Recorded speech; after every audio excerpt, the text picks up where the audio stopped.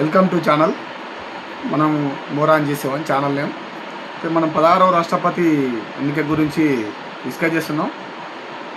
భారతదేశానికి 16వ రాష్ట్రపతిగా ద్రౌపది ముర్ము ఎప్పుడు ఎన్నిక కాబడ్డది అంటే 2022 జూలై 21న ఎన్నిక కాబడ్డది. ఎన్నికయ్యారు. వ్యక్తిపరంగా 15వ వ్యక్తి, ఎన్నిక పరంగా 16వ వ్యక్తి. ఎందుకంటే రాజేంద్ర ప్రసాద్ గారు 2 సార్లు ఎన్నిక కావడం జరిగింది. ఆ 2 సార్లను కూడా పరిగణలోకి తీసుకున్నారు. వ్యక్తి ఒక్కరే కాబట్టి వ్యక్తిగా అట్లా తీసుకోవడం జరిగింది. ప్రతిపక్ష పార్టీలు ఉమ్మడి అభ్యర్థి అయిన యశ్వంత్ సిన్హాపై ద్రౌపది ముర్ము గారు 2,96,626 ఓట్ల తేడాతో గెలుపొందింది. రాష్ట్రపతి ఎన్నికకు సంబంధించి బ్రీఫ్గా డిస్కషన్ చేద్దాము. ఇక్కడ పోలింగ్ అయిన శాతం ఎంత? 99.14%.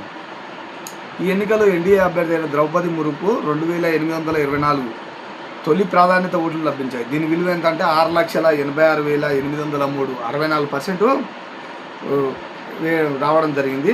ప్రతిపక్ష పార్టీలో ఉమ్మడి అభ్యర్థి ఎవరు? యశ్వంత్ సిన్హా కాబట్టి ఆయన 1,877 తొలి ప్రాధాన్యత ఓట్లు లభించాయి.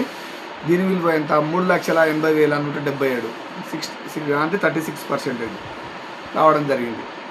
ఎన్నికల్లో పోలైన మొత్తం ఓట్లు 4,754. మీకు ఓట్లు అంటే చెప్తున్నాను. ఇప్పుడు రాష్ట్రాలకు సంబంధించిన ఎమ్మెల్యేల ఓట్లు, అలాగే పార్లమెంట్కి సంబంధించిన ఓట్లు ఉంటాయి ఇందులో. రాష్ట్రపతి ఎన్నికలో సంబంధించి అది కూడా డిస్కస్ చేద్దాం మనం. పోలై చెల్లిన ఓట్లు 4,701, పోలై చెల్లనివేమో 53, పార్లమెంట్ సభ్యుల చెల్లని ఓట్లు 15, పార్లమెంట్లో సభ్యులు చెల్లిన ఓట్లు వచ్చేసి 748 ఓట్లు. మొత్తం ఓటర్లు ఎలక్టరల్ కాలేజీలు ఎంతమంది? 4,899 మంది. ఎమ్మెల్యేలు ఎంత? 4,033 మంది. ఎంపీలు ఎంతమంది? 776 మంది ఉండడం జరిగింది. ద్రౌపది ముర్ముకు పోలైన ఓట్లు 540, యశ్వంత్ సిన్హా గారికి పోలైన ఓట్లు వచ్చేసి 208. రాష్ట్రపతిగా ఎన్నిక కావాల్సిన అభ్యర్థికి కావాల్సిన కోటా ఓట్ల విలువ 5,28,491 కాగా ద్రౌపది ముర్ము గారికి వచ్చేసి 6,76,803 ఓట్లు సాధించింది. యశ్వంత్ సిన్హా గారు వచ్చేసి 3,80,177 ఓట్లు వచ్చింది. అయితే ద్రౌపది ముర్ము గారు యశ్వంత్ సిన్హా గారిపై 2,96,626 ఓట్ల తేడాతో గెలుపొందడం జరిగింది.